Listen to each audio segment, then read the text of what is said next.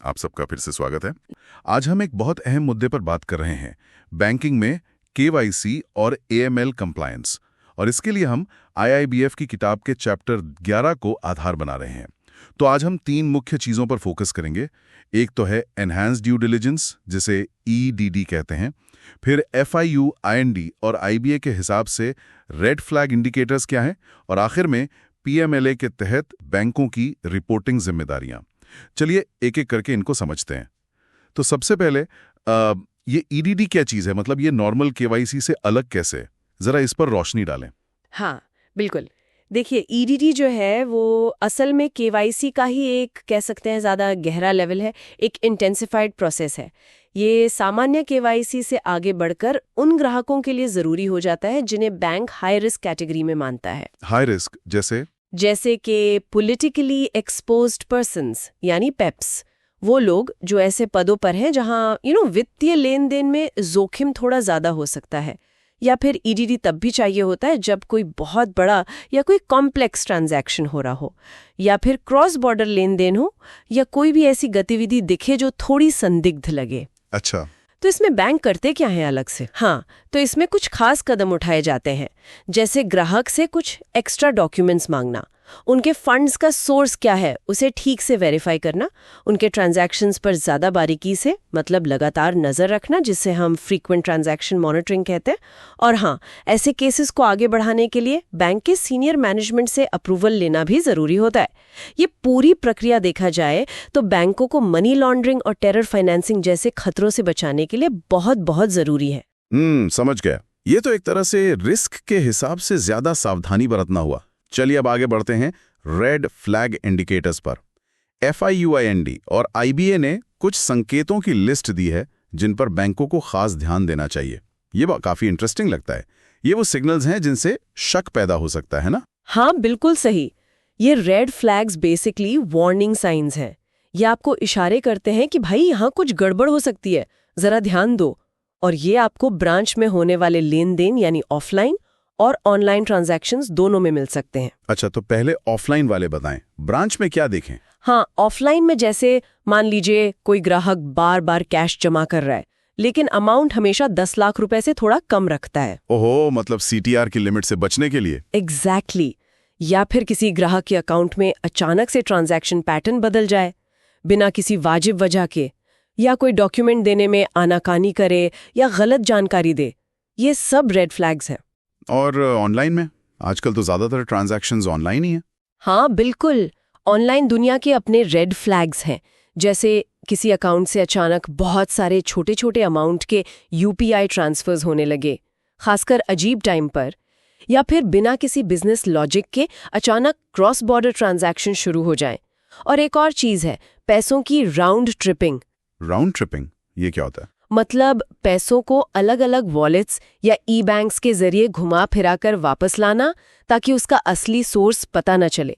ये ऑनलाइन माध्यमों से करना आसान हो गया है। तो बैंकों के लिए इन ऑनलाइन पैटर्न्स को पकड़ना एक बड़ी चुनौती है, पर बहुत जरूरी भी है। ये तो वाकई काफी जटिल है, खासकर जिस तेजी से डिजिटल दुनिया बदल रही है।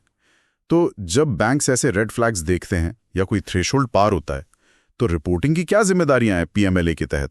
देखिए, prevention of money laundering act 2002 यानी पीएमएलए बैंकों पर यह कानूनी जिम्मेदारी डालता है कि वो कुछ खास किस्म के ट्रांजैक्शंस की report financial intelligence unit India, मतलब एफआईयूआईएनडी को भेजें।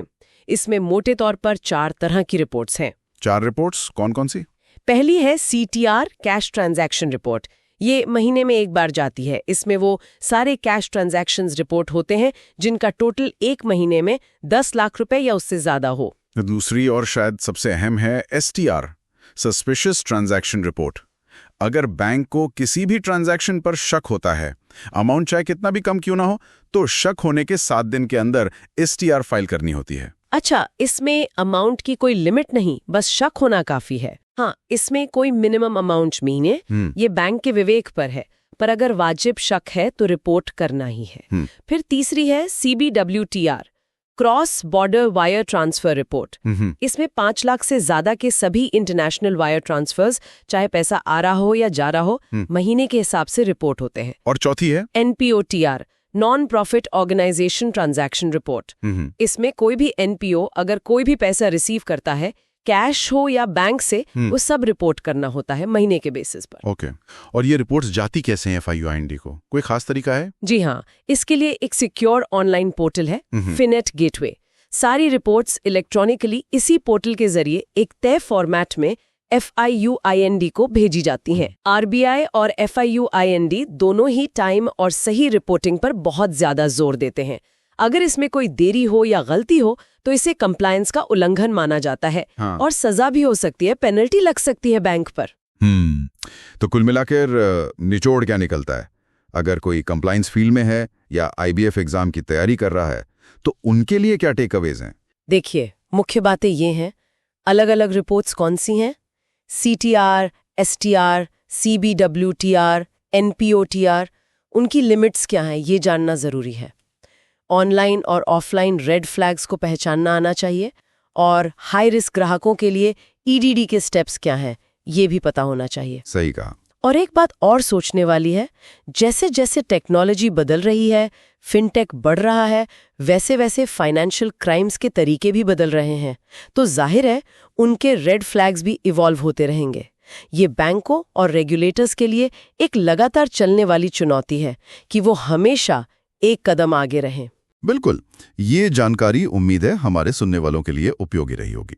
अगर आपको ये चर्चा पसंद आई तो इसे लाइक और शेयर करना ना भूलें। और हाँ, आगे भी ऐसी ही गहरी जानकारी और विश्लेषण के लिए हमारे चैनल को सब्सक्राइब जरूर करें। अगली बार फिर मिलेंगे एक नए और रोचक विषय के साथ। तब तक के लिए अपना ख्याल रखें। Good bye and take care.